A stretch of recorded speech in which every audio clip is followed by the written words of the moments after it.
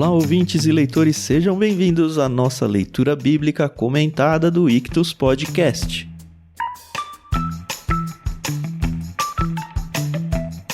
Eu sou o Thiago André Monteiro, @vulgutan, estou aqui com a Carol Simão e com o Thiago Moreira para a gente falar sobre o capítulo 3 do livro de Lucas. Bom dia, tudo bem? Bom dia, pessoal, tudo bem? Aqui é a Carol Simão e hoje a gente vai dar uma lista aí para se você que tá querendo ter um filho, vai ter uma lista aí de nomes para escolher um pro seu. Mas só meninos, né?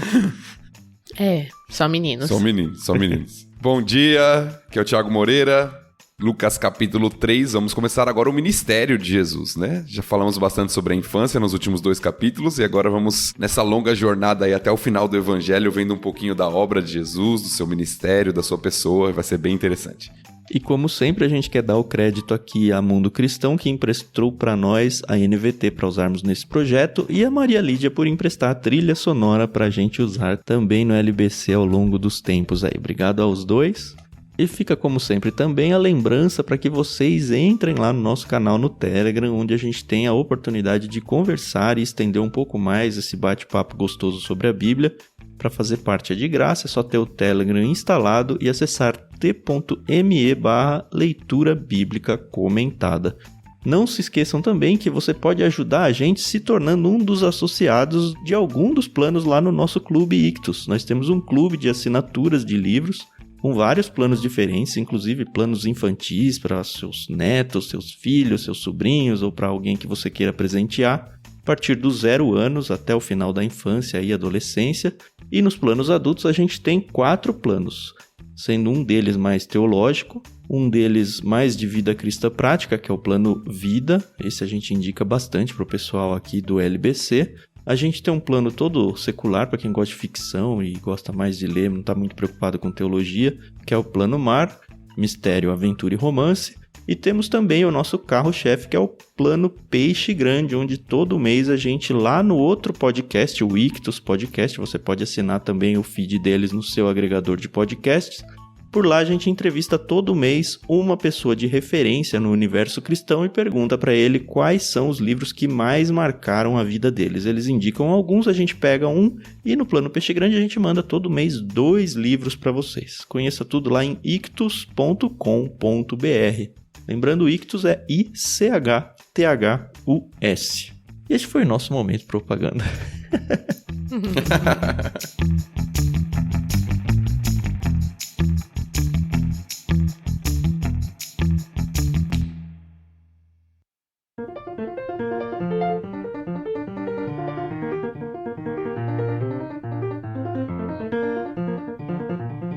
Mas vamos lá.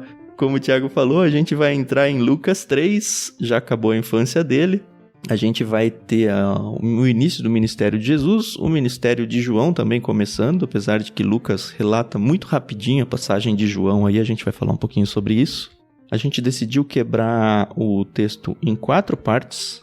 A gente vai primeiro então do verso 1 do capítulo 3 até o versículo 14. E o Thiago Moreira vai ler pra gente então esse primeiro trecho. É bom que a gente já acorda com um vozeirão no ouvido gostoso, né? Vamos lá.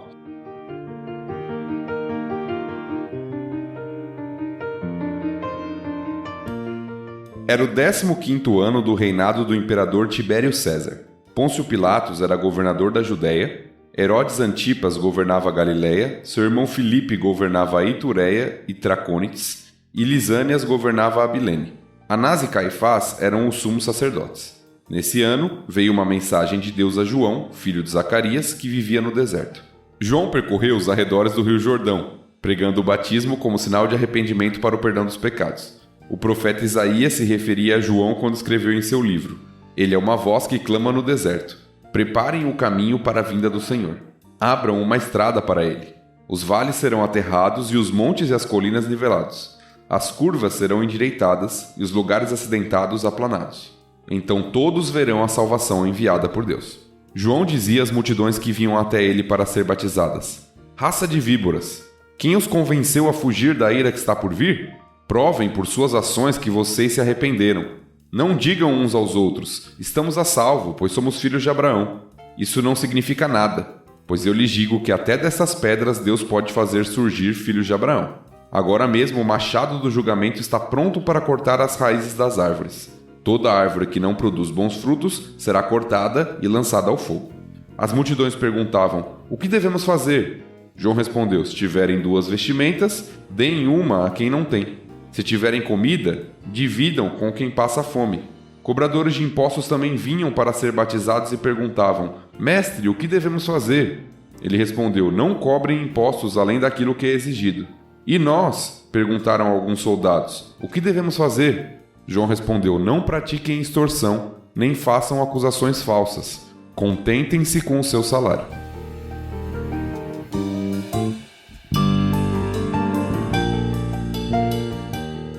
Eu só tenho uma pergunta aqui. João sabia que ele era a voz que Isaías tinha predito lá no Antigo Testamento?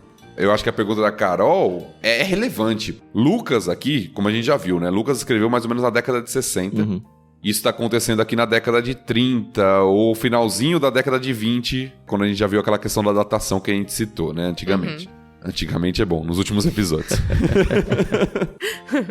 E o quanto João tinha consciência? A gente já viu na infância de que os pais deles foram avisados da missão de João.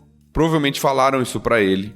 João é alguém que tem uma vida diferente, ele tá no deserto, como nós estamos vendo aqui nessa leitura. Ele é consagrado a Deus, né, como nazireu. Sim, alguém consagrado ao Senhor, verdade. Já tinham mencionado que ele era o Elias pro pai dele, né?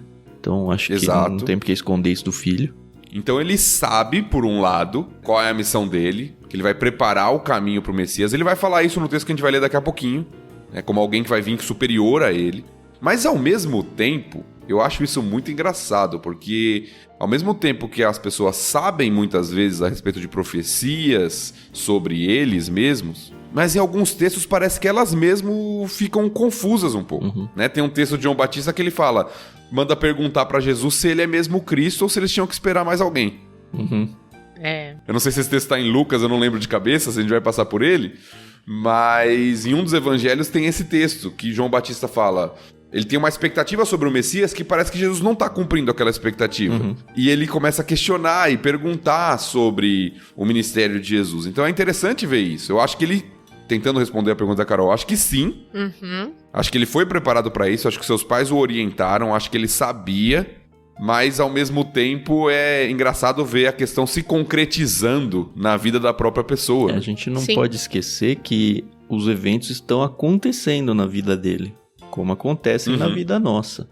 Eu fico imaginando nós, assim, sei lá, tem profecias na Bíblia que ainda não se cumpriram. Será que se algumas delas fossem cumpridas dentro da nossa vida, a gente ia ter essa noção? Porque a gente não tem muita noção, a gente não enxerga longe, a gente não sabe exatamente o que as nossas ações vão gerar. Se vai frutificar, se não vai, a gente só vai fazendo. A gente não tem informações do mesmo jeito que João Batista aqui... Ele não sabia exatamente o que ia acontecer, tanto que, como o Thiago falou, ele fica com dúvidas sobre Jesus em algum momento, até porque os judeus como um todo esperavam a vinda do Messias como ungido para ser rei. Então, que hora que ele vai tomar o reino, sabe? Isso não vai acontecendo nunca, isso vai gerando um certo desconforto nas pessoas que seguem Jesus. Então, eu acho que uma coisa é a gente saber a teoria, a outra é a gente acreditar na prática. E eu acho que assim, a humildade que João Batista ele vai apresentar durante todo o testemunho dele, o ministério dele, é incrível, né? Porque eu sei que a gente já tá adiantando um pouco, mas ele era um homem, assim, famoso no sentido de que ele era seguido por discípulos e pregava pra multidões, mas ele sempre teve, assim, o pé no chão de que, não sou eu, tá bom? Eu sou a sua voz profética. Ainda vai vir um maior que eu. E, gente, que exercício de humildade, né? Certeza. Porque ele poderia muito bem enganar o povo que o ouvia e falar, não, sou eu, aqui, presente. Ou se iludir com a fama, né? Forçar as pessoas a continuarem seguindo a ele. Acho que muitos de nós faríamos isso hoje em dia. Sim. A fama, o poder são tentadores, né? É o famoso, você quer conhecer o caráter de alguém, dá poder pra ele, né? Sim.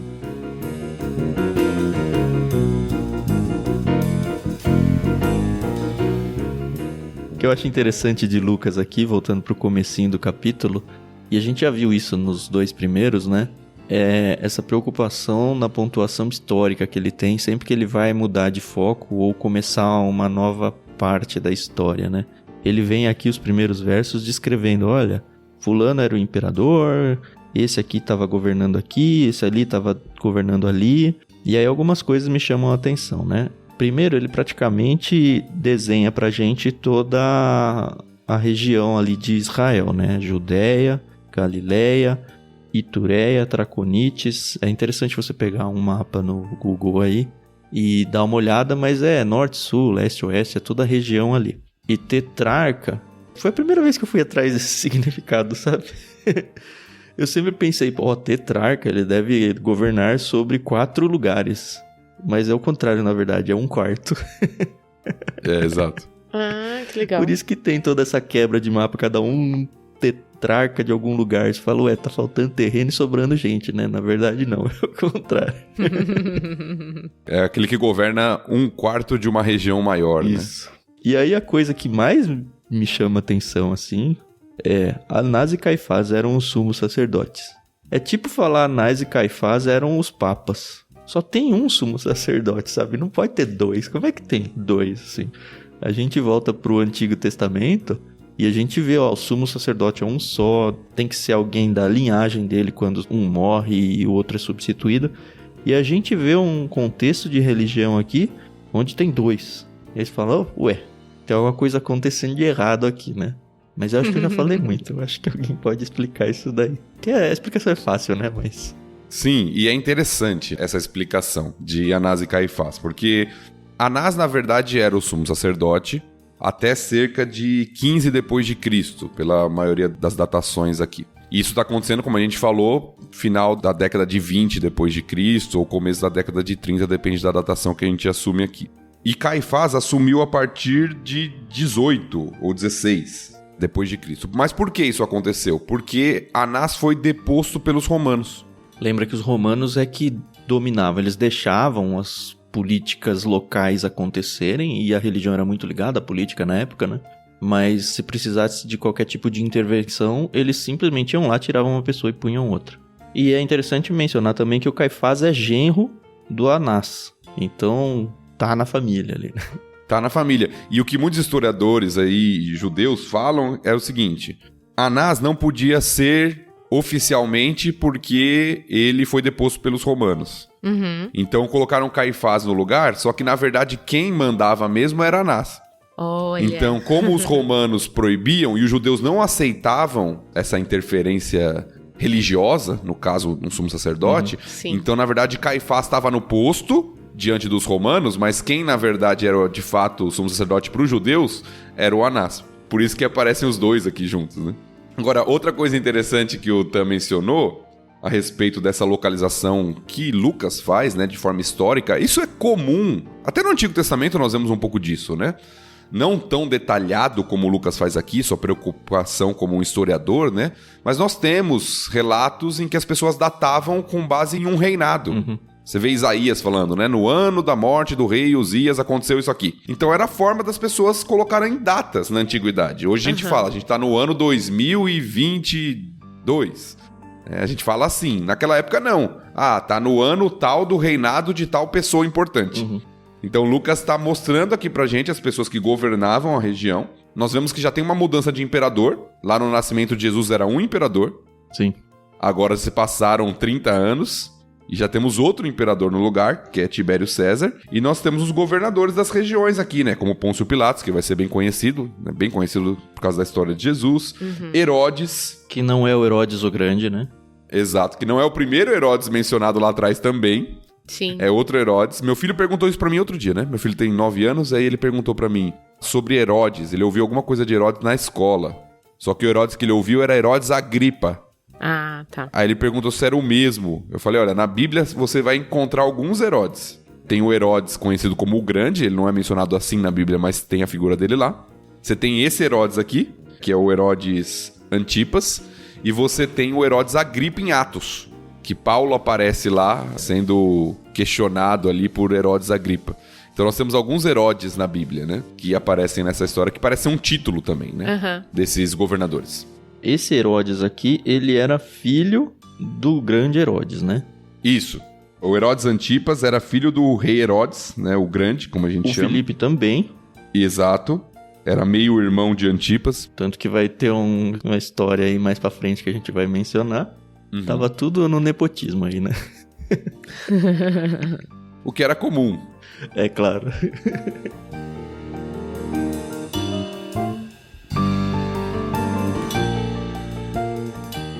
Uma coisa que eu gosto aqui nesse texto, aparece o batismo, né? Finalmente, o conceito de batismo. Não tô falando especificamente do batismo de Jesus, mas a gente não estava acostumado com o batismo no Antigo Testamento. Para quem veio lendo e entrou nos evangelhos, a gente sabe que existia o batismo para os judeus, era um rito religioso ali, mas aparentemente, e ainda não é o batismo que a gente vai ver, o batismo de Jesus no sentido que as igrejas usam hoje, né? O batismo ainda não é exatamente esse, mas já começa a mudar um pouco, eu acredito, o conceito de batismo aqui com João. A gente vai trabalhar com 2 batismos no Novo Testamento aqui, nos evangelhos, 2 conceitos de batismo. E aí eles são muito comumente conhecidos como batismo de João e batismo de Jesus. Quando eu falo batismo de Jesus, eu não estou pensando em Jesus entrando na água e sendo batizado por João, tá?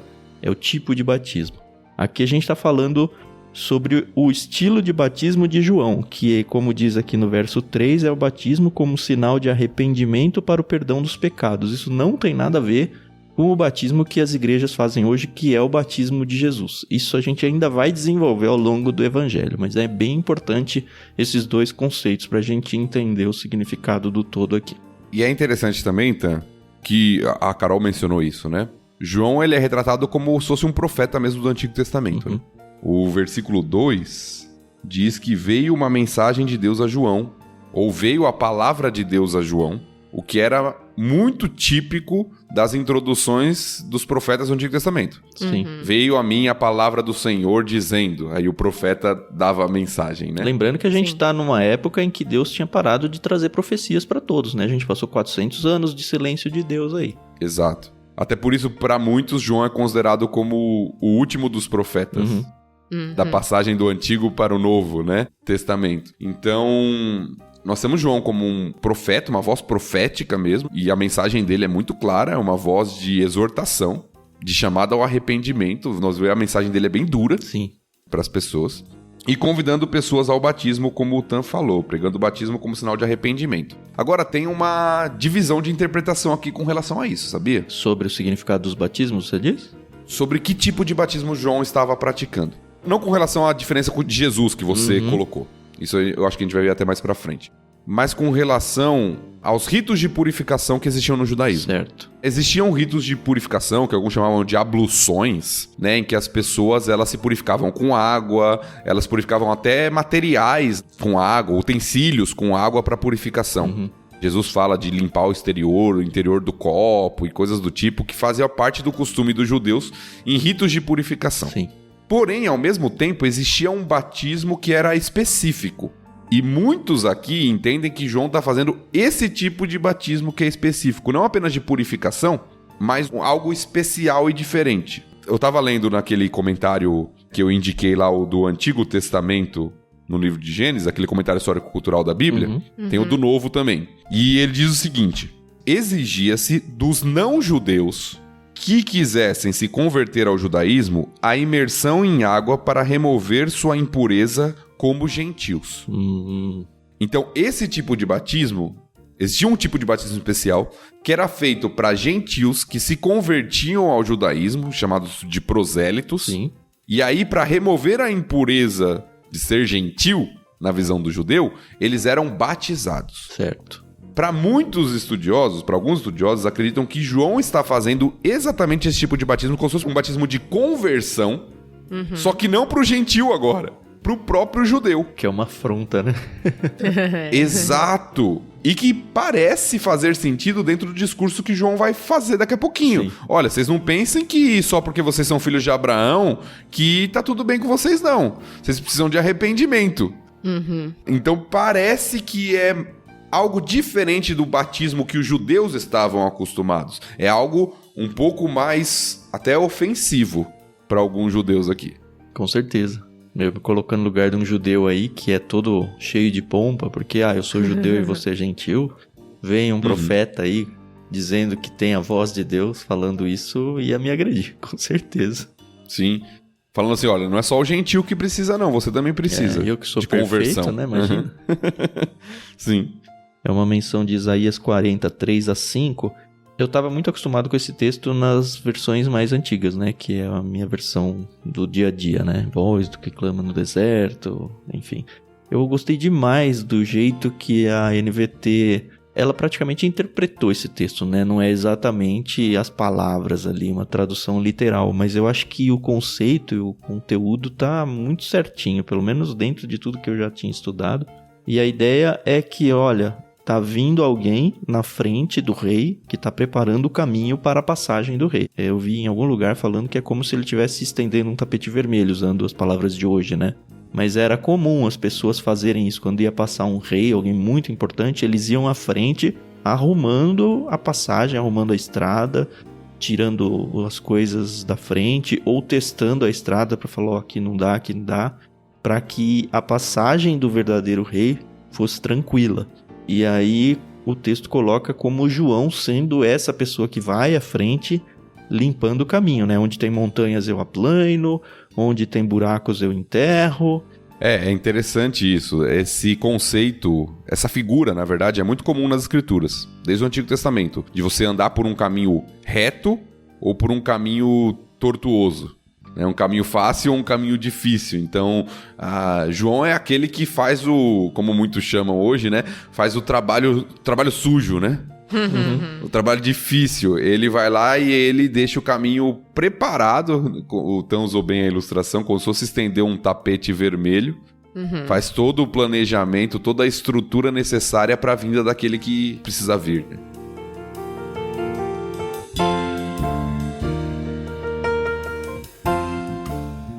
E aí a gente tem João entrando em ação, né? É muito interessante isso, né? Eu não sei porque na minha cabeça sempre, antes de entrar nos textos, eu penso como João Batista, um cara tranquilo, um cara sereno. Mas aí, quando vem no texto eu falo, por que raios eu penso que ele é um cara tranquilo e sereno? Eu nunca pensei. Eu não sei porque que eu sempre tive essa imagem dele. E toda vez que eu leio o texto eu falo, cara, esse não é um cara tranquilo. Ele é um cara que entra na igreja e briga com o pastor. Ele é um cara que, assim, se ele tivesse nos dias de hoje, ele estaria no Twitter tretando. É isso. E é muito interessante o papel que ele cumpre aqui. Aliás, é uma dualidade, né? Porque a impressão que dá é que com as pessoas excluídas, os gentios, e aqui, de um certo sentido religioso, a gente vai ver os cobradores de impostos e os soldados como excluídos da religião. Ele é bondoso, ele explica com paciência, essa é a impressão que me passa. Agora, quando vem os arrogantes religiosos, ele dá no meio, né? E é interessante que Jesus vai fazer isso algumas vezes também. É interessante porque a transição, né, para o discurso de João Batista, ainda na citação de Isaías, diz que o propósito desse aplainar o caminho é para que todos vejam a salvação. Sim. De Deus. E às vezes parece que, quando a gente vê hoje sobre salvação, a gente vê como uma mensagem, claro, uma mensagem de amor, de misericórdia, da bondade de Deus sobre nós. E quando a gente vai pro discurso de João Batista, parece uma mensagem muito mais severa, né? Muito mais de punição. E eu acho que às vezes a gente cria uma realidade falsa, que na verdade existem os dois lados da questão quando a gente fala da salvação. Eu me pergunto onde estão as igrejas falando dessa parte dura hoje em dia, viu, Thiago? Sim, porque a salvação ela implica num chamado ao arrependimento. E João tá fazendo isso. É o batismo para arrependimento de pecados. Né? Exato. Arrependimento dos pecados. E aí existe o lado da graça, da misericórdia, da bondade de Deus, do amor de Deus. Mas também existe o lado de entender que é necessário o arrependimento, entender a situação profunda de pecado que eu tô. E que eu preciso de mudança, de arrependimento, né? E João tá preparando o caminho. Preparando o caminho e mostrando, olha, é necessário arrependimento. Sim. A impressão que dá, assim, é que tem dois grupos. Um grupo que sabe que peca e sabe que precisa de arrependimento ou até já está arrependido, mas não sei o que eu preciso fazer. Com esses ele vem, abraça, pega no colo, fala, olha, o caminho é esse, aquele, com toda a doçura que sempre pintou na minha mente sobre João Batista. E aqueles que falam, não, eu não tenho pecado, esse aí eles não têm dó. Ele vai dar umas machadadas, inclusive ele menciona aí, ó, machado já tá na árvore aí pra cortar ela pela raiz. E é julgamento, assim, não venha me dizer que você não tem pecados. Aliás, quem mandou vocês virem aqui? Vocês falam que não tem pecado, que vocês estão vindo aqui batizar pra quê? Não é pra vocês estarem aqui. E aí é interessante que isso não assusta o outro grupo que realmente deveria estar lá, né? Eles falam, não, você fica aqui, ó. Pode ficar porque você entendeu que você precisa desse arrependimento. Que é também o discurso de Jesus, né? Jesus fala muitas vezes sobre isso. Olha, eu não vim buscar justos, vim buscar pecadores. Uhum. Eu não vim buscar pessoas que estão saudáveis, vim buscar doentes. Ou seja, tinham pessoas que se consideravam justos e Jesus confronta essas pessoas, porque eles não são. Eles se consideram, mas não são. E tem pessoas que admitiam seus pecados. A impressão é que dá que nenhum deles tem paciência com esse tipo de pessoas. Não, isso aqui vai embora, mano. Não tem nada pra você aqui, não. É tão estranho. Eu não sei se é não ter paciência, mas eu acho que é... jogar na cara. É confrontar mesmo. Confrontar no sentido de a pessoa precisa cair em si. Uhum. Enquanto ela continuar achando que ela é justa, ela nunca vai buscar o Senhor de verdade, nunca vai se arrepender. Ela tem que cair em si, que ela não é. Se não vem no amor, vem na dor, é isso? E a gente vê isso, inclusive, nos dias de hoje, né? Mas eu sou tão bonzinho. Mas, né?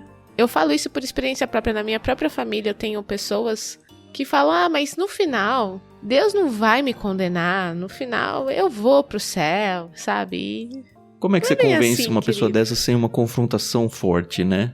Então, mas também, mais uma vez, tô falando aqui de um exemplo bem pessoal. Minha avó materna, ela não é salva. E ela fala, o menino Jesus não vai me deixar ir pro inferno. Ela é bem católica. E ela fala, minha mãe fala, não mãe, a senhora tem que se arrepender. E ela fala, quando eu morrer, a gente vai resolver. Então o pessoal, ele ainda tem muito esse engano, né? De que eu ainda vou ter uma segunda chance depois que eu, né, morrer. E a gente sabe que não é assim, né? Mas como convencer uma senhora de 95 anos? É só pela obra do Espírito Santo, né? Só. Como com todos nós também, né? Sim, sim. Só o Espírito Santo agindo para que haja mudança. Fazendo uma ilustração fora do meio religioso aí, é como se você tivesse que confrontar ou, sei lá, dar uma bronca, mas vocês acham que vocês entenderam. Dar uma bronca no sentido de trabalho, tá? Para uma pessoa que é um empregado num emprego, subemprego, assim. Você chegar lá e o chefe dele lá dá uma repreensão ou alguma coisa. E a outra é você fazer a mesma coisa para o dono da empresa ou para um vice-presidente de não sei o que. Como é que as pessoas vão reagir a isso? E que tipo de discurso precisa ser feito para um ou para outro para que a mensagem seja não só feita, mas ela seja feita com eficiência? E assim, trazendo pro religioso é isso, né? Os grandes religiosos aí, judeus da época, eles se acham. Então primeiro você precisa cair do seu pedestal para depois a gente começar a conversar. Então o João vai lá e empurra o pedestal. É isso. E ele começa chamando essa turma aí de raça de víboras. Eu sempre achei esse termo muito forte. Uhum. Mas quando eu fui estudar sobre o termo, aí que eu vi que ele é mais forte do que eu pensava. Então, compartilha. Porque a gente fala víbora, né? No nosso conceito, na nossa época, a gente pensa, a pessoa é uma cobra, né? Falso, sim, perigoso, algo do tipo. Mas, olhando o contexto histórico, é mais profundo do que isso. Eu fui ler alguns autores aqui e eles falavam que existia uma tradição aqui, acreditava-se que as víboras, ao nascer, devoravam o ventre da própria mãe. Ou seja, as cobras, ao nascerem, elas matavam a própria mãe. E no contexto aqui dos judeus, né, onde a tradição de geração para geração era muito importante, eles estão se falando como filhos de Abraão, João Batista vira para eles e fala assim, olha, vocês são aqueles que matam os seus próprios pais. Uhum. Vocês são uma geração, né, uma raça, né, a ideia de geração de víboras. Então, entre aspas, né? Entendo o que eu tô falando aqui. O xingamento de João Batista para aqueles homens, né, raça de víboras, é mais sério do que simplesmente chamá-los de falsos ou de perigosos. É de pessoas que, na verdade, matam os seus próprios ancestrais com as atitudes deles. Jesus Sim. vai falar, né? Um grupo que mata os profetas, né? Exato. Então é algo muito forte, né? Muito forte a conotação que é dada por João Batista aqui, né? E o ápice vai ser eles matando Deus em nome de Deus, né? Uhum. E aí ele falou, ó, não adianta você se abraçar aí na sua ascendência abraâmica, né? Porque era o que os judeus faziam. Sou judeu porque sou filho de Abraão. Porque para Deus isso não tem valor nenhum. E é interessante que no Antigo Testamento isso vem sendo dito várias vezes, né? Apesar da proeminência de Abraão, da importância, de tudo, né? Assim, a gente não quer desmerecer Abraão nem nada. Mas tá o tempo todo no Antigo e no Novo também falando, olha, você tem que circuncisar o coração. Circuncisão da carne não significa nada. E é esse conceito que ele traz aqui, olha, o fato de você ser de sangue filho de Abraão não significa nada se você não tem uma vida coerente com aquilo que você deveria ter. É que nem contextualizando pra nossa realidade da igreja hoje, né? Filho de pastor, né, Carol? Né? Filho de crente não é crentinho, né? Exato. Ele tem um grande privilégio de ser ensinado desde a criança, de nascer num ambiente de igreja, assim como o povo de Israel tinha um grande privilégio. Sim. E Paulo fala sobre isso. Eles nasceram conhecendo a lei, os costumes e tal, direcionados para o Senhor, quando os pais faziam o que era devido e tal. Mas existe uma responsabilidade e uma decisão pessoal a ser tomada, né? E João tá falando disso aqui, olha. O machado tá aí para cortar. Então a árvore é conhecida pelos frutos. Jesus usa muito essa ilustração também. Então vocês têm que mostrar o arrependimento pelas ações de vocês. E não simplesmente com uma carteirada assim, não, eu sou filho de Abraão, né?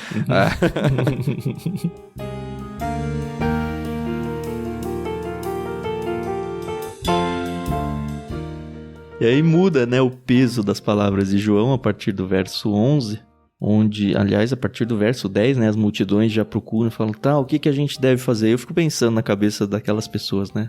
Se elas viram João conversando com os religiosos, chamando-os de raça de víboras, vocês vão ser lançados no fogo e tal, eles devem ter pensado, ixi, se eles que são os religiosos estão assim, a gente aqui então, o que vai sobrar pra gente, né? Não tem mais nada, né? E aí acho que gera aquele desespero ou preocupação neles e tá, o que a gente deve fazer? E aí a resposta é muito simples, né? Acaba que sendo a mesma resposta, só que um pouco mais branda, né? Que olha, vivam a vida de uma maneira honesta. É isso. E aí ele aplica isso para vários contextos. As pessoas, o cobrador de impostos ele era odiado pelas pessoas na época. Por mais que eles tivessem uma ascendência judaica, alguns sim, alguns não, mas eles trabalhavam para Roma. E isso já era suficiente para todo mundo odiar eles. E mais do que isso, já que eles tinham um certo poder, porque Roma estava esquentando as costas deles, eles usavam a oportunidade para cobrar mais impostos e tirar os 10% deles ali, sabe? Tirar a propina deles. E aí João fala, olha, você não precisa deixar de ser cobrador de impostos, é a sua profissão. O problema não está aí, o problema está em você roubar o dinheiro a mais. Então, cobre só o que é justo. E aí ele faz a mesma coisa, né? Os soldados, e aí tem alguns textos que diz que eram soldados romanos, outros defendem que não, eram soldados do próprio povo judeu ali, os soldados talvez dos sacerdotes. Que até protegiam os cobradores de impostos, alguns acreditam que são esses. Ele fala, olha, outra vez uma mensagem muito recorrente no Antigo Testamento, que não façam acusações falsas. É legal ver isso no Antigo, porque é uma das coisas que mais abomina Deus, é testemunho falso, né? Não pratiquem extorsão, nem façam acusações falsas. O que eles faziam? Olha, eu vou cobrar um dinheiro seu aqui, eu vou te extorquir, né? É isso que eles faziam. Para que você tenha um testemunho melhor da minha parte. Senão eu vou fazer um testemunho aqui que vai ser mentiroso, mas vai te penalizar de alguma forma. É assim, viva a sua vida normal dentro da sua profissão. Olha como cabe muito bem para os nossos dias de hoje, né? Você não precisa virar pastor, você não precisa abandonar a sua carreira para seguir algum tipo de emprego religioso. Você pode continuar fazendo o que você tem que fazer, o que é o seu trabalho, ele é o seu trabalho, ele não é pecaminoso por causa disso, mas faça da maneira mais honesta possível. E não prejudique ninguém no caminho, seja honesto. É simples, e é o que ele falou para os judeus também. E é interessante o contraste que o Tan apresentou aqui pra gente, porque de fato é isso mesmo. Talvez o que o judeu esperaria era que João falasse que esses aqui são raça de víboras. Não os lá de cima, não os líderes religiosos, mas esses aqui, o cobrador de imposto, odiado. Tanto é que ele é colocado muitas vezes nos evangelhos em associação com prostitutas e pecadores. É o traidor da pátria. É aquele que rouba do próprio povo para entregar para o inimigo. E que, além disso, cobra mais, como o Tan falou. O soldado, que era aquele... Você tem instruções de Jesus sobre isso, inclusive. Se alguém te obriga a andar 1 milha, anda 2. Né? Geralmente era o soldado que fazia isso, né? Que pesava sobre o povo. É alguém que tem autoridade. Eu estou dominando você, então eu peso sobre você. Eu pratico extorsão. Eu te chantageio. Eu faço uma série de coisas para ter benefício contra aquele que está sendo dominado. E até o povo comum, que é a primeira parte, que é aqueles que são pobres. Você vê, se tiver 2 vestimentas, é a expressão que o João usa, deem uma a quem não tem. Tiver comida, dividam com quem passa fome. Era uma realidade... Ele não está falando agora com as autoridades, com os poderosos, com os ricos. Ele está falando com o povo comum. Ele está falando com o que era, de alguma forma, excluído da sociedade, mas, ao mesmo tempo, também praticava seus pecados e precisava de arrependimento. Então, João chama essas pessoas ao arrependimento, mas de forma diferente, num tom diferente, porque parece que eles estão mais abertos à mensagem do que aquele grupo. Tanto é que eles perguntam o que devemos fazer. Sim. É uma chegada diferente. Olha, o que a gente precisa fazer? Eles meio que já estão prontos, né? Eles estão quebrados já, é isso. Exato. João pregou e eles falam, e agora? Percebemos o pecado na nossa vida, o que fazer? Aí João dá a solução. Diferente dos outros, que João tem que chegar duro, porque eles não percebem o pecado na vida deles. Né?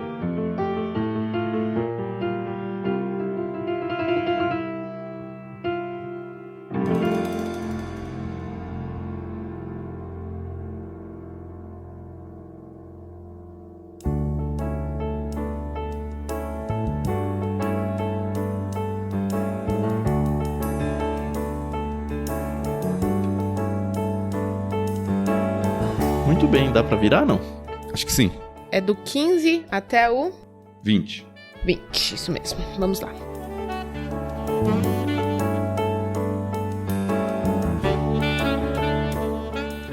Todos esperavam que o Cristo viesse em breve e estavam ansiosos para saber se João era ele. João respondeu às perguntas deles, dizendo: Eu os batizo com água, mas em breve virá alguém mais poderoso que eu. Alguém tão superior que não sou digno de desatar as correias de suas sandálias. Ele os batizará com o Espírito Santo e com fogo. Ele já tem na mão a pá, e com ela separará a palha do trigo, a fim de limpar a área onde os cereais são debulhados. Juntará o trigo no celeiro, mas queimará a palha num fogo que nunca se apaga. João usou muitas advertências semelhantes ao anunciar as boas novas ao povo. João também criticou publicamente Herodes Antipas, o governador da Galileia, por ter se casado com Herodias, esposa de seu irmão, e por muitas outras maldades que havia cometido. A essas maldades, Herodes acrescentou outra, mandando prender João.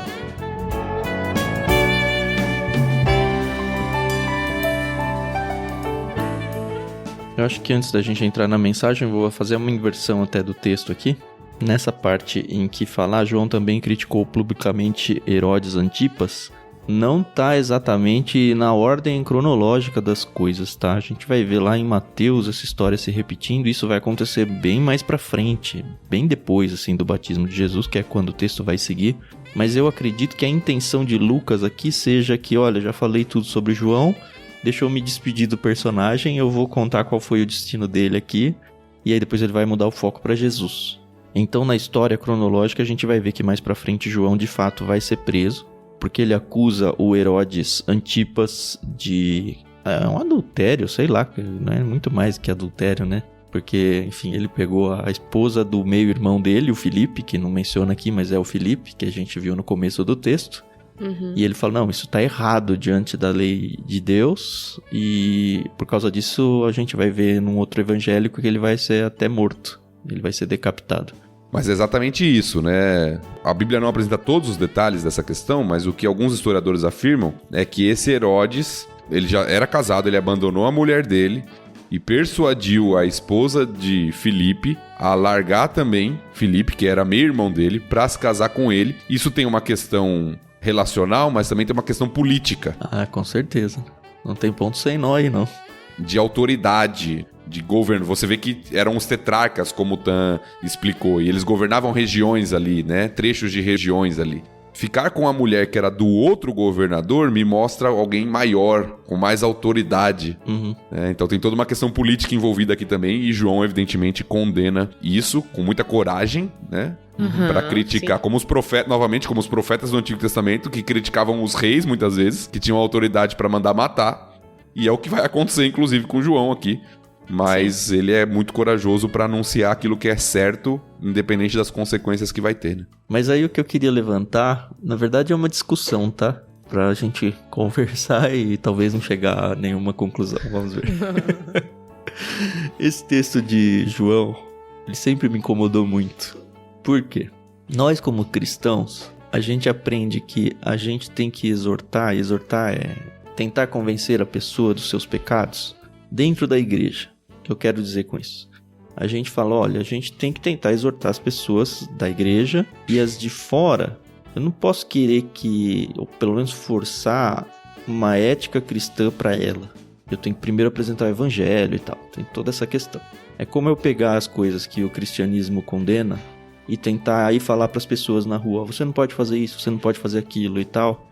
E muitas vezes na Bíblia eu vejo que, olha, esse papel nosso como cristão comum é um papel de fazer com as pessoas de dentro da nossa casa, de dentro da igreja. Lá fora eu tenho que apresentar a Cristo primeiro para que aí ela se arrependa e só depois eu vá com o discurso de, isso é errado, aquilo é errado.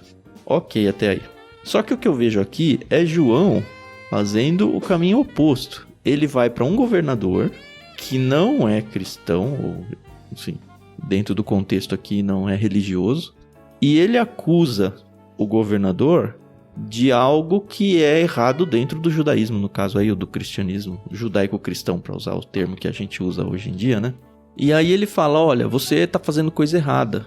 E eu sempre me confundo aqui, porque fica até onde nós, como cristãos, devemos ou não acusar a sociedade, eu não tô falando aqui do cristianismo, porque o que ele fez aqui foi a sociedade pública até, de que, olha, isso aqui ofende a Deus, e você não deve fazer, entendeu? Não sei se eu consegui me explicar bem, mas eu quero saber se eu tenho aqui um texto que me dá autoridade para condenar a sociedade daquilo que Deus condena ou não. Eu acho que é uma questão difícil. E eu acho que tem... Às vezes a linha é tênue. Por um lado, eu não posso, como você falou, exigir que um não cristão viva como cristão. Sim. Ele não tem nem poder para isso. Ele não tem nem a capacitação do Espírito Santo para isso. Por outro lado, existe a graça comum de Deus.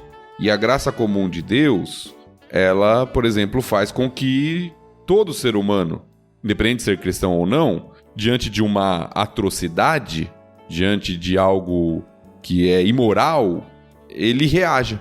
Então, por exemplo, um não cristão ou cristão vai ver, sei lá, alguém entrando numa escola e matando crianças como algo absurdo. Sim. E que tem que ser condenado. E que tem que ter punição. Mas e um adultério, que é o caso aqui? Eu tenho meu colega no trabalho que tá adulterando. Eu vou chegar e falar, Deus, não gosto disso. Cara, eu nem acredito em Deus. O que você tá falando aí? Enquanto isso, tem o irmãozinho da igreja lá que tá adulterando e eu não falei nada. Ou eu tô adulterando e não falei nada. Eu não tô preocupado com isso, sabe? Agora, eu não sei o que o texto aqui narra, pelo menos nessa passagem de Lucas. Eu não lembro todas as passagens que falam sobre essa acusação de João Batista para Herodes. Fala que ele criticou publicamente. Eu não sei se foi diretamente para Herodes, eu acho que não. Acho que ele nem tinha acesso. Pode ser. A Herodes. Ele só tá falando, olha, isso aí não deve ser feito. Talvez usar ele como exemplo, sei lá. Exato, porque diz que ele criticou publicamente. Eu acho que ele nem tinha acesso, ele era um profeta do deserto. Eu não sei nem se Herodes o conhecia. Talvez chegou aos ouvidos de Herodes que tinha um cara pregando no deserto falando mal dele. Mas lá na frente, eu não sei se é em Lucas ou outro evangelho, ele vai falar que o Herodes gostava do João, ele não queria matar o João, e aí acaba caindo na armadilha da esposa com a filha lá e se dá mal. Sim, ele tinha mandado prender, né? O objetivo dele não era matar. Ele tinha mandado prender justamente pra parar de fazer uma propaganda contra o governo dele. Mas voltando à sua pergunta, eu acho que é uma linha tênue. Eu acho que o cristão, ele, olhando as recomendações bíblicas, deve orar pelas suas autoridades, deve se submeter a elas quando elas não são contrárias à vontade clara de Deus nas Escrituras. Mas eu acho também que existe ponto de denúncia, vamos colocar assim, da maldade, da corrupção, daquilo que é errado. E que é um dever do cristão. Eu acho que essa linha é tênue, a gente tem que sondar muito o nosso coração pra gente não se tornar insubmisso e nem indiferente ao que tá acontecendo de mal na nossa sociedade. É uma linha difícil. Sabia que se tinha alguém pra me ajudar, isso aí ia ser o Thiago. Você concorda com isso, Carol? Eu vou ser que nem a Glória Pires, nesse momento eu só ouço, prefiro não opinar. É perigoso não opinar e as pessoas podem achar que você não concorda. Não, o problema é que eu não tenho argumentos suficientes pra discordar, entendeu? Então é isso mesmo. Eu queria discordar, mas não consigo, é isso? Não, eu não queria. Eu jogo a Carol na fogueira toda hora, né, coitadinha? Toda, Agora, voltando pra parte inicial, antes da prisão de João, que a gente avançou um pouquinho, é interessante o que a Carol já tinha começado a mencionar, como o João tá apontando para aquele que vai vir, não para ele mesmo, né? Primeiro que o texto, o cenário que nos apresenta, é que as pessoas estão ansiosas pela vinda do Messias. Então tinha uma expectativa. Certamente o que Jesus fez não cumpriu as expectativas dos judeus, a gente já falou um pouquinho sobre isso, eles queriam um rei militar que os libertaria de Roma. Mas eles não sabiam disso ainda. Eles ainda não sabiam, mas eles estavam esperando por um tipo de Messias, um Messias político, militar. Sim, e o texto diz que talvez até fosse João, né? Eles pelo menos acreditavam que poderia ser. Começaram a suspeitar, né? João pregando no deserto, pregando com autoridade. Alguns começaram a suspeitar, será que é esse? E aí João tem que falar que não. Eu me pergunto quanto lá dos acontecimentos do nascimento de Jesus, a gente já viu que passaram-se aí 30 anos, mas teve manifestações públicas lá do Simeão, da Ana, e assim, a Rádio Peão, ela corre, né? Então, provavelmente as pessoas já sabiam, olha, o Messias nasceu, o Messias está por aí, ele deve aparecer em algum momento, já fez uns 30 anos aí, ele já deve estar bem adulto. A coisa tá quente, né? Há rumores, a gente não viu nesse evangelho, mas Jesus, quando nasce, ele tem que fugir para o Egito, porque o próprio governante da época descobre que, olha, o Messias nasceu, o próximo rei nasceu, ele vai tomar o meu posto, vamos matar as crianças, e aí Jesus tem que fugir para não ser morto. Então, assim, bastante gente já estava sabendo dessa informação. E que hora que vem?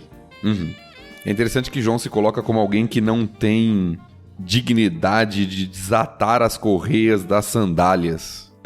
Isso é uma expressão muito forte, né? Sim. Quem fazia isso era o escravo, né? O servo de menor valor. E ele tá falando, olha, eu perto daquele que vai vir, eu não sou digno nem de tocar nas sandálias dele, ou seja, nem de fazer o papel de um escravo pra ele, eu sou digno. É uma expressão muito, muito forte de muita humildade, como a Carol falou, né? E aí a gente já tem o primeiro indício de que o batismo dos dois ia ser diferente, né? Ele falou, olha, eu batizo com água. E a gente já viu que para arrependimento de pecados, como símbolo de arrependimento. Aliás, é importante isso, tá? Eu vou voltar no trecho que a gente tinha lido. No verso 3 ele diz, João percorreu os arredores do Rio Jordão pregando o batismo como sinal de arrependimento para o perdão dos pecados. Não é que o batismo perdoava os pecados, não era uma expiação contida na água ou qualquer coisa do tipo. Era um símbolo público de que a pessoa tinha se arrependido e abandonado seus pecados. É isso. Mas aí ele volta aqui, voltando para o texto que a gente acabou de ler, eu batizo com água, mas ele virá, e virá em breve, né? Muito mais poderoso do que eu. E aí ele fala toda a sua humildade aí da parte das sandálias.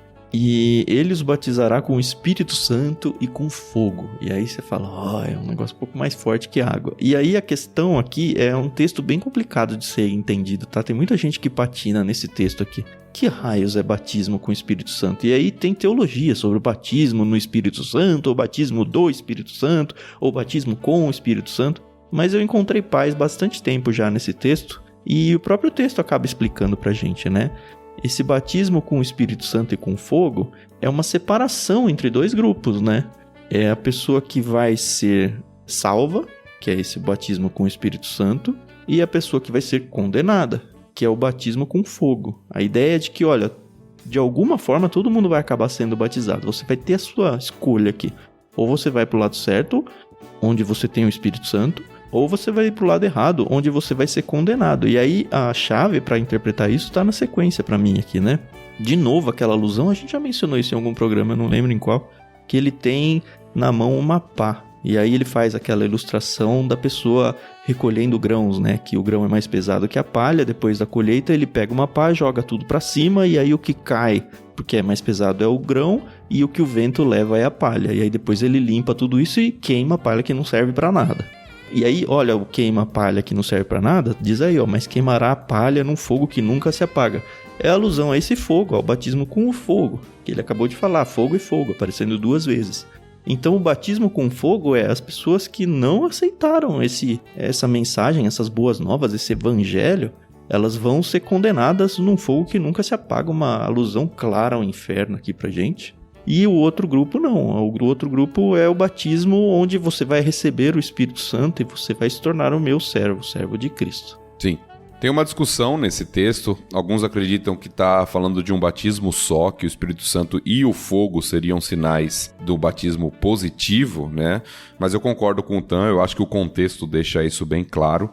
Tá falando de 2 tipos, um que é aqueles que aceitam a mensagem e outro para aqueles que rejeitam a mensagem do Messias.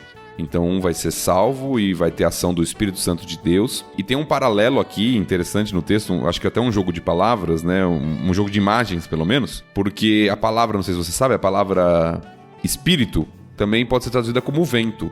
É a mesma palavra no original, depende do contexto. Era ruá? É isso ou isso é grego? Ruá é hebraico. No Novo Testamento é pneuma. Ah, a gente tá no Novo. É verdade. É muito tempo em Gênesis. Então a palavra pode ser traduzida como sopro, vento ou espírito. Depende do contexto. E aqui é interessante que ele fala que vai batizar com o Espírito Santo e com fogo. E a ilustração que ele usa depois é do vento separando a palha dos grãos e do fogo que queima a palha.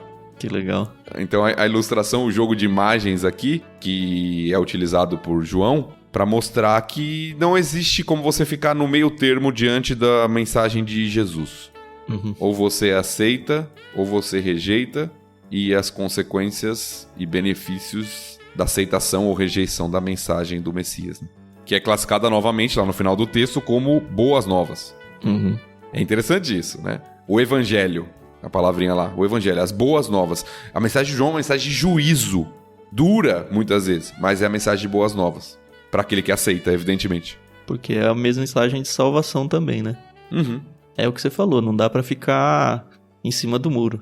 Não dá pra não decidir. É uma decisão que tem que ser tomada, pra um lado ou pro outro.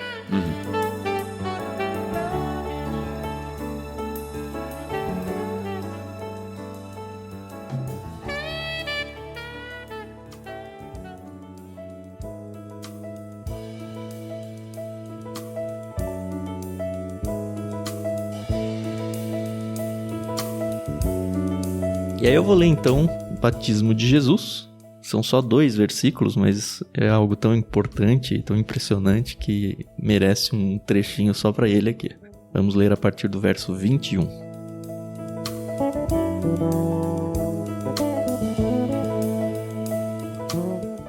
Certo dia, quando as multidões estavam sendo batizadas, Jesus também foi batizado. Enquanto ele orava, o céu se abriu e o Espírito Santo desceu sobre ele em forma corpórea como uma pomba. E uma voz do céu disse: Você é meu filho amado, que me dá grande alegria.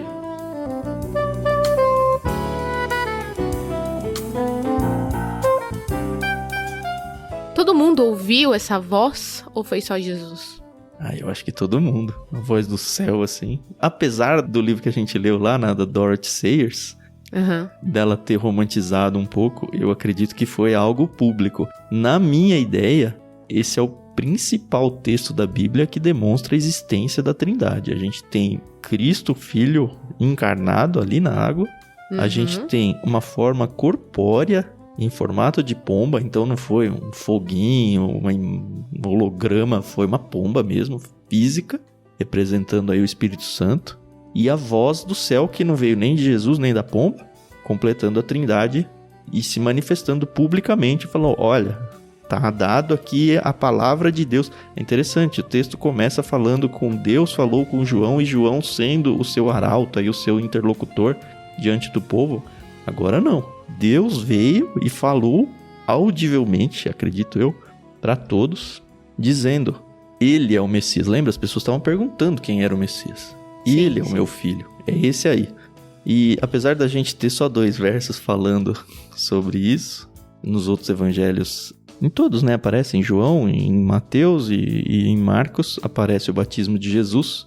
Em alguns deles é muito mais bem elaborada a cena, muito mais completa. E a gente vê até a reação do próprio João, que, deve ter sido um negócio muito louco. Arrepiante. Mas só pra colocar um pouquinho do que a Carol perguntou, eu sempre tive a impressão de que foi público também.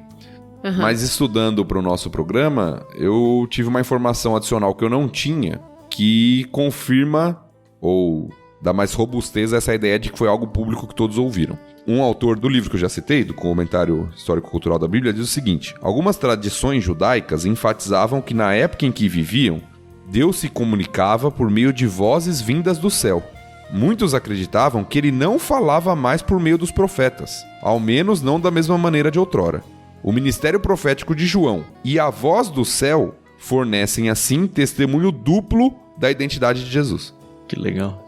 Então era algo que as pessoas acreditavam na época, que Deus se revelava por meio de vozes vindas do céu. Uhum. E é a forma, ou uma das formas, além do ministério profético de João, que Deus usa aqui para confirmar a identidade de Cristo, né? Sim. Algumas perguntas que surgem naturalmente pra mim aqui. O que raios Jesus foi fazer ali? Porque é o batismo de João para arrependimento de pecados. E Jesus foi lá? Como pode?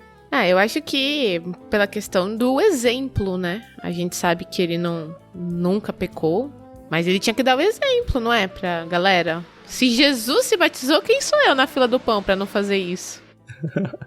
Eu acho que entra um pouco no que a gente viu, inclusive lá nos relatos da infância. Jesus precisava se submeter à lei que ele próprio criou? Jesus precisa ser batizado? Não, ele não precisa. Mas ele o faz, né, como um exemplo de justiça, um modelo, mesmo não tendo pecado. Tanto é que o Tan falou, em Lucas não temos esse relato, João, num primeiro momento, não quer batizar Jesus. Ele fala, não, de jeito tem que nenhum. Me batizar. Exatamente, exatamente. De jeito nenhum. Eu que tenho que ser batizado por você. Mas Jesus fala assim, em alguns dos evangelhos, eu não lembro exatamente em qual, vamos fazer isso para que se estabeleça, ou se... Eu não lembro a palavra exatamente, mas ele fala de justiça. Ou seja, de algo que é justo, que é esperado de todo ser humano. Mesmo eu não precisando, mas a gente deve fazer assim. Uhum. Sim. E é bonito demais esse texto, né? Nossa. Deve ter sido arrepiante presenciar um negócio desse. E assim, as pessoas dizem, tem o primeiro milagre lá em Caná, na Galileia e tudo, como o início do ministério de Jesus. Eu acho que é aqui o início do ministério de Jesus, né? A gente vê João Batista abrindo caminho, como a gente já falou, e aí as pessoas ansiosas, o Cristo vai chegar, será que é o João, será que não é, e aí de repente vem a pessoa de Jesus, vem Deus no céu confirmando de 2 maneiras, com pomba e com a voz, e agora vai, né? Só pra ficar preciso aqui, o que a gente falou, abri em Mateus 3, diz assim, João, porém, tentou impedi-lo. Eu é que preciso ser batizado pelo Senhor, disse ele. Então por que vem a mim? Jesus respondeu, é necessário que seja assim, pois devemos fazer tudo o que Deus requer. E João concordou em batizá-lo. Isso na NVT, né? Na tradução da NVT. Nas traduções mais antigas fala para que se cumprir a justiça. Uhum. E aí o João some, né? Mais ou menos ele cumpre o seu papel. Agora Jesus está começando, o batismo é o marco ali do início do seu ministério, como o Tan falou. E João cumpriu o papel dele, apontou para quem ele tinha que apontar. E agora é com Jesus, né? Pois é. Aplainou o caminho, deixou o caminho preparado. E agora Jesus, como o Filho de Deus, é a expressão muito importante aqui. Nós fizemos a gravação do Salmo 2. Sim. Você lembra da expressão lá do rei messiânico chamado como filho. Você é meu filho. Nós falamos lá no Salmo 2. Uhum.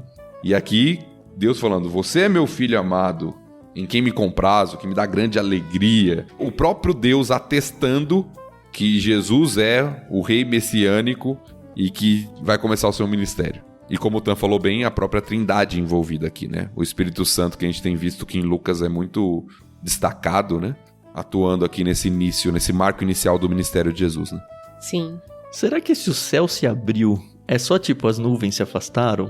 Ou alguma coisa que a gente não sabe exatamente o que é o céu se abrir, assim, tipo abrir uma brecha no meio do azul? Eu sempre fico imaginando alguma coisa mais espetacular, assim, sabe? A imagem que me vem à mente pode estar errado, tá? Só a imagem que vem à mente quando eu vejo textos assim. Não temos resposta dessa parte, né? É como se fosse um clarão, como se fosse uns raios solares bem direcionados assim para aquele foco, como se fosse uma luz de teatro assim, né? Uhum. A imagem que me vem, tem um texto, eu não lembro qual livro bíblico que fala, onde diz que os céus se enrolaram como um pergaminho e aí os homens viram e fugiram da presença de Deus. Eu imagino que, quando eu leio esse texto, né, principalmente pelo contexto aqui, a ideia que me vem é que como se tivesse aberto um portal para um mundo espiritual, sabe? Um negócio que, sei lá, eu não consigo nem explicar direito, mas similar àquilo que, em algum momento na história do mundo ainda vai acontecer essa do desenrolar do céu como um pergaminho e todo mundo vai ver Deus de alguma forma, ou anjos, ou sei lá o que vai ficar com medo de se esconder em cavernas. É o que o outro texto vai acabar dizendo lá. Pra pra tentar fugir da presença de Deus, né? Eu fico pensando se o céu se abrir aqui não foi sei lá, algo similar. Mas, de fato, não temos nenhum tipo de menção, de interpretação em cima do original, nada muito diferente do que poderia ser simplesmente estava nublado e ficou sol, sabe?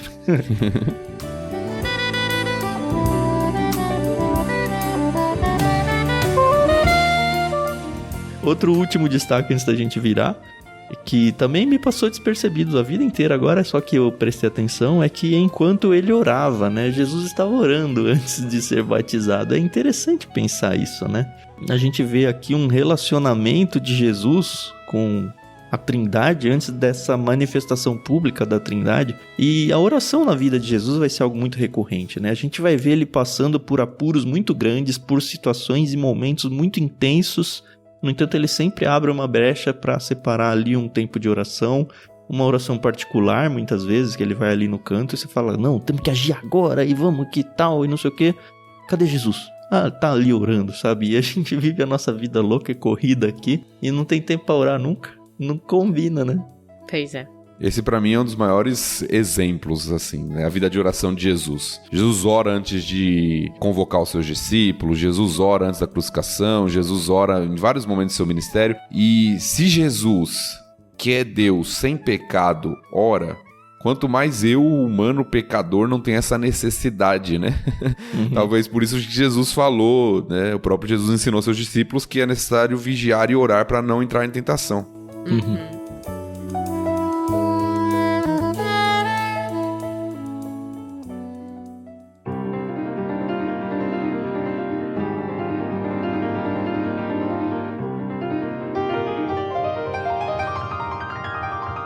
Muito bem, acho que é hora da gente ouvir a voz do Thiago falando a lista dos nomes dos filhos das pessoas que estão nos ouvindo, é isso? Eita, agora é um teste de fonoaudiologia, né?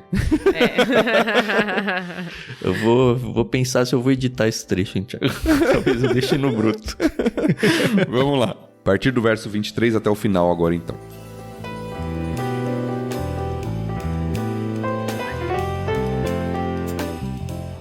Jesus estava com cerca de 30 anos quando começou seu ministério. Jesus era conhecido como filho de José. José era filho de Eli. Eli era filho de Matate. Matate era filho de Levi. Levi era filho de Melqui. Melqui era filho de Janai. Janai era filho de José. José era filho de Matatias. Matatias era filho de Amós. Amós era filho de Naum.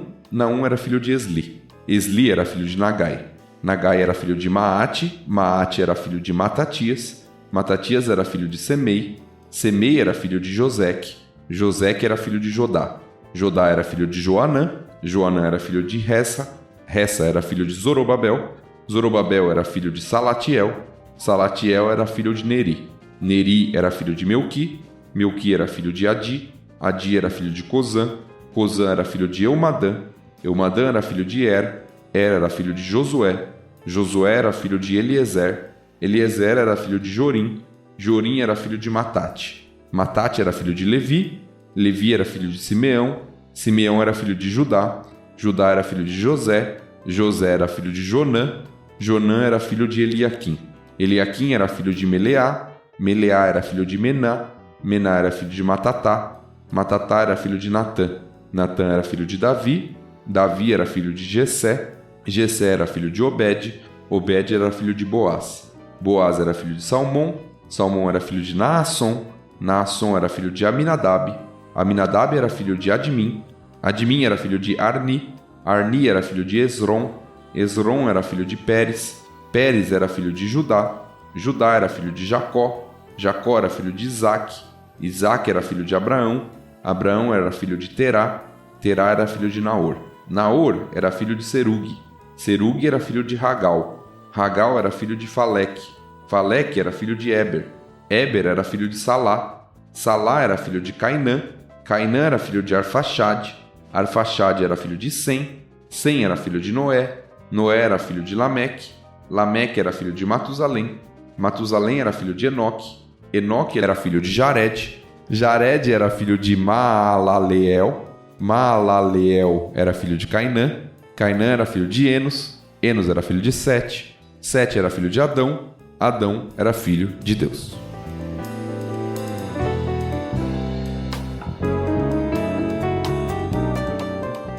Uau! Agora eu já quero trazer aqui uma dúvida. Sim. Porque aqui fala que José era filho de Eli. Lá em Mateus, fala que Matã gerou Jacó e Jacó gerou José. Pã! E aí? É aquela questão lá dos nomes, né? Mas não é só aí que tem as diferenças, né? Sim. Se a gente for ver sim. essa lista aqui, comparar com a de Mateus, e dá pra comparar com uma de Crônicas também, a parte do bem mais pra trás, assim, perto dos reis e tal, a gente vê algumas diferenças. E aí tem dois caminhos a seguir, Carol. Ou você acha que não, a Bíblia tá errada, e aí eu então não acredito em mais nada. Não. Ou a gente tem que tentar entender o que tá acontecendo. Eu sei, por exemplo, que Mateus, ele constrói dois grupos, né? Ele não vai até Deus, né? Ele vai de Abraão até Davi, de Davi até Jesus, e ele força caber 14 gerações em cada um. Isso. E aí tem os motivos dele fazer isso. Quando a gente chega lá em Mateus, a gente deve falar um pouquinho sobre isso. Outra coisa que acontece em Mateus e não acontece em Lucas é que em Mateus a gente vê o nome de mulheres aparecendo na lista. Aqui não tem, é só homens. E aí alguns lugares que eu li defendem a ideia de que lá em Mateus eu tenho a linhagem de Jesus através de José. Certo. E aqui em Lucas eu tenho a linhagem através de Maria, o que explica o seu ponto aí inicial, que é o de Eli aí no início. José era filho de Eli. Pelo que eu também li, o Eli deve ter tido só filhas mulheres, e aí José aparece como o marido da Maria, vai. Seria José, filho de Eli por casamento. Isso. Entre aspas. Então essa é uma das tentativas de explicação, de que a genealogia de Mateus seria por parte de José e a de Lucas por parte de Maria, e que ambos eram descendentes de Davi. Sim. Uma segunda tentativa de explicação é a questão do contexto do casamento por levirato. Eu acho que a gente já falou isso em algum episódio. Tinha uma lei em Israel. Quando morria um homem, a mulher tinha que casar com o irmão. O irmão tinha que assumir isso. Do falecido, né? E alguns explicam as diferenças na genealogia justamente por alguns momentos ali de levirato, né, nessa genealogia. É uma tentativa de explicar, é possível, e é uma tentativa de explicar. E outra tentativa de explicação é que Mateus, ele deu os descendentes legais, entre aspas, de Davi, os que seriam os herdeiros do trono. Até porque ele tem o propósito, lembra, judeu, de mostrar que, olha, ele é o Messias, então ele tem a linhagem de Davi, ele tem que ir pelos patriarcas, pelos homens da família, se bem que lá ele passa por algumas mulheres, né? Aqui não. Sim. E que Lucas deu a linhagem específica de José. Então são tentativas, não dá pra gente saber ao certo. De fato não dá. É difícil você bater o martelo, são teorias para explicar a diferença nas genealogias. Pode ser pular gerações, Mateus pode ter feito uma seleção específica, até por causa da questão dos números, como o Tan falou, 14. Então é difícil você afirmar com certeza. O que a gente tem como certo é que Jesus é o descendente de Davi e que os dois autores estão construindo isso, construindo, não criando, mas mostrando isso, que ele tem a descendência esperada, que ele cumpre as promessas. E no caso de Mateus, né, a diferença entre Mateus e Lucas, Mateus liga até Abraão, porque seu foco é muito judaico. Já Lucas liga até a criação. Que é muito legal, né? Adão, filho de Deus, e acabou. Exato. E eu acho que é intencional, porque acabou de falar que Jesus é o filho amado de Deus e Adão é o filho de Deus na genealogia. Então você liga a questão de Jesus como filho de Deus e Adão como filho de Deus. Sim. Lembrando que Lucas muito possivelmente também conversou com Maria, né? Pelo que a gente tem pesquisado, né? Então ele foi direto na fonte, né? Se viesse pra mim na fonte, eu não chego nem nos meus trisavós, acho. Nossa, para ali nos bisas. Mas aqueles que defendem que essa genealogia, na verdade, é de Maria, falam isso também. Que a proximidade de Lucas na sua pesquisa com Maria. E eles, diferente de nós, né, tinham muito essa questão de valorizar os antepassados. Nós não realmente nem sabemos, né? Eu não sei nem o nome do meu tataravô, entendeu? No fim das contas, todos nós estamos nessa genealogia de alguma forma, né? A gente chega em Adão e Deus de um jeito ou de outro. É muito interessante ler genealogia, porque você fica meio confuso, né? Porque começa a aparecer os nomes, né? Que nem aparece assim, Matate era filho de Levi. Aí você já pensa no Levi. Opa, Levi eu conheço, Levi eu conheço. Aí Levi era filho de Simeão. Não, mas não era irmão de Simeão? Levi não era irmão de Simeão. Aí você vê que não é, um nome repetido, mas não é aquele Levi. Não chegou nem em Davi ainda, né? Judá. Aí Judá você começa a se confundir. Aqui eu só reconheço Davi, Jessé, Obed e Boaz. Não, de Noé pra trás a gente falou bastante.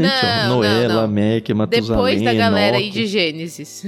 Tem um que é bem conhecido, que aparece aqui, que é Zorobabel.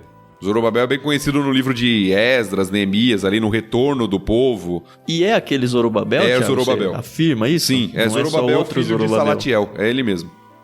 Legal. E aí tem o Boaz, que é o cara que resgatou por Levirato, não foi? Levirato.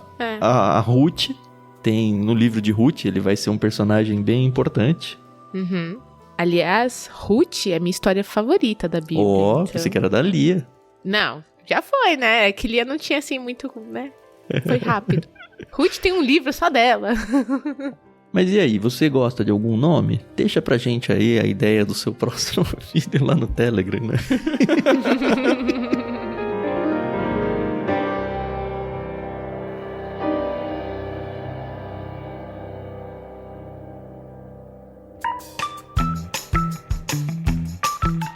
Bom, é isso, a gente passou mais uma lista genealógica aqui, não vai ter mais isso em Lucas, podem ficar tranquilos, a gente se diverte um pouco. Eu acho que a lição principal é justamente essa, chegar até Adão e Deus, que é muito legal. E eu acho que é uma lista bem importante, a gente não mencionou, mas eu não queria perder a deixa, para defender a ideia de que Adão não é a história da carochinha, de que não é um texto alegórico. Olha aqui, o Lucas foi filho por filho por filho até chegar em Adão, e Adão de Deus. Então, se você defende a ideia de que não foi assim, é uma alegoria, é um jeito, sei lá como que vocês aí defendem isso, que não foi literal, fazem, explica isso. Em algum momento, essa lista tem que ser quebrada para falar, a partir daqui é verdade e daqui para trás é mito. Para mim, é um texto mais forte da Bíblia para defender a ideia de que, olha, a história foi literal mesmo. Adão e Eva, de fato, existiram.